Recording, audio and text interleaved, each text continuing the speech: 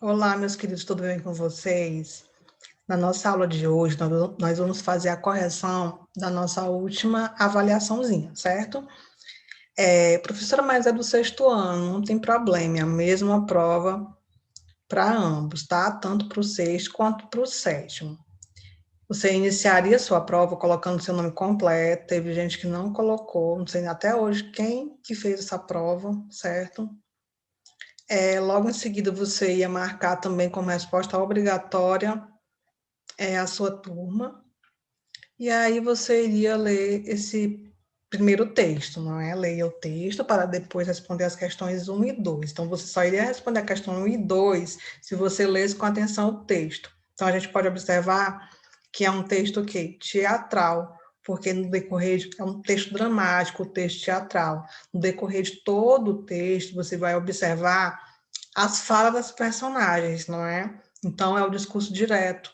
E cada fala, ela tinha relacionado a ela o nome da personagem, não é?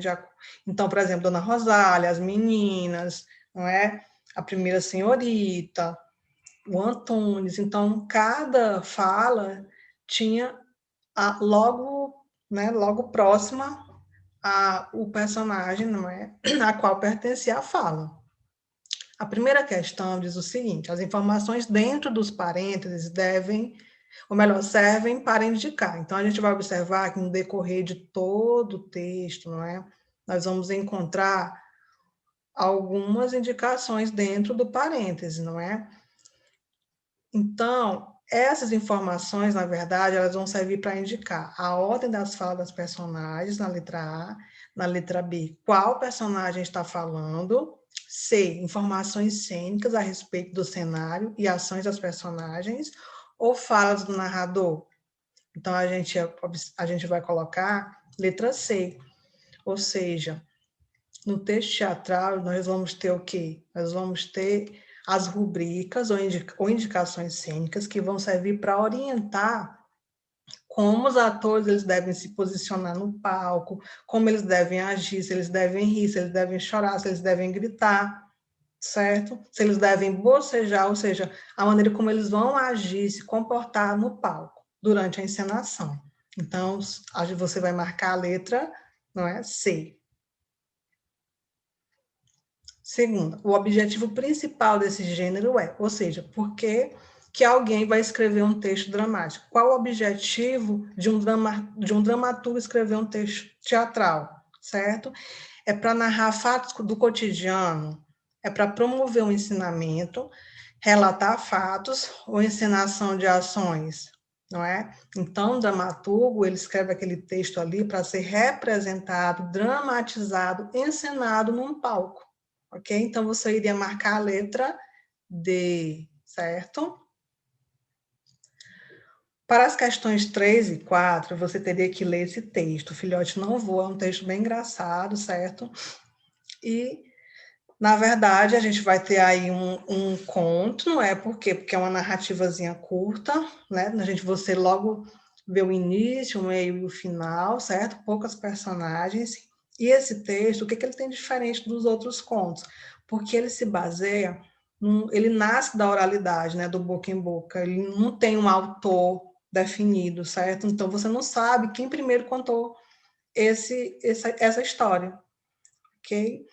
E você vai observar também as marcas da oralidade dentro desse texto, ou seja, a maneira como as pessoas falam no dia a dia, no cotidiano, ok? E também, além das marcas da oralidade, nós vamos observar também as marcas regionais, não é? Ou seja, o regionalismo. Como assim, professora? Você reconhece de qual região aquela pessoa é, por causa da maneira como ela fala, do sotaque, certo? Então, você conhece um paulista, você conhece o carioca, você conhece um baiano, você conhece o piauiense, você reconhece a região de onde ele é por causa da maneira como ele fala, certo? Então, nesse tipo de texto, no conto popular, você vai encontrar essas características dentro desse texto. Então,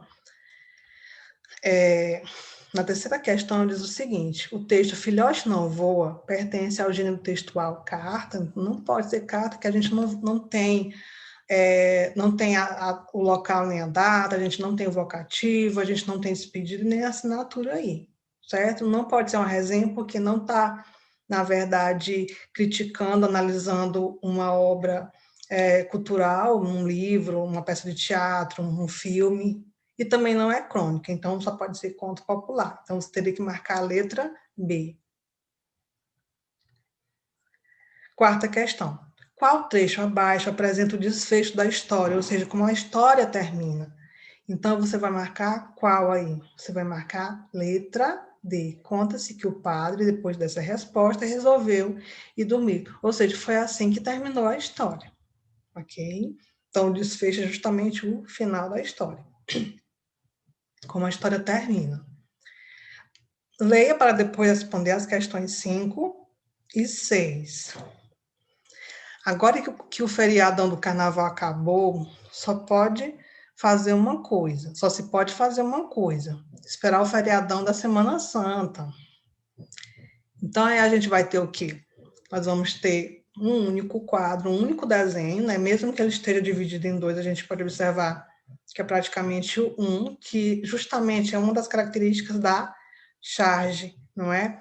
E a charge, ela faz uma crítica a um acontecimento atual, uma situação atual. Então, ele está falando do feriado, um feriado que está acontecendo, que é, no caso, o carnaval, ou seja, o término do carnaval. E aí, o que ele está criticando, né? O texto acima pertence a qual gênero textual? A tia já falou, né? A charge. Não pode ser tirinha, não é?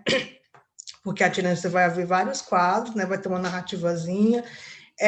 Há também uma crítica dentro daquela narrativazinha, porém, ela não é uma crítica atual, certo? Não é um acontecimento atual como a charge.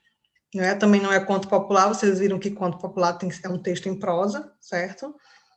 Também não é história em quadrinhos, a história em quadrinhos também é bem maior, também tem uma narrativazinha. E a história em quadrinhos, geralmente, ela serve para o entretenimento, para divertir, não é? Geralmente, não é? Mas nem sempre só é com esse objetivo, não, com essa finalidade, não, certo? Sexta questão. O texto fala de pessoas que pensam apenas nas folgas que terão durante o ano, ou seja, que crítica que ela está fazendo, a charge. Só pensam no trabalho duro do dia de amanhã, será? São sempre alegres e de bom humor, às vezes vivem tristes, noutras estão alegres e satisfeitas. Então, a gente que marcou a letra, não é? A, certo? Ou seja, está criticando o quê? As pessoas que só pensam, né, nas folgas que terão durante o ano. Então, tem gente que vai marcando o calendário, né, as folgas que vai ter, os feriados. Então, a crítica é justamente para essas pessoas que não querem produzir, não querem trabalhar, que tem uma preguicinha, que só pensam em feriados, ok? Então, meus amores, eu espero que vocês tenham aproveitado, espero que vocês tenham tido um bom resultado nessa prova, não é? E que, se não, não é? Se não teve um bom resultado, continue fazendo as tarefas, que as tarefas ajudam bastante para que um bom resultado seja alcançado. Um grande abraço da tia. Tchau.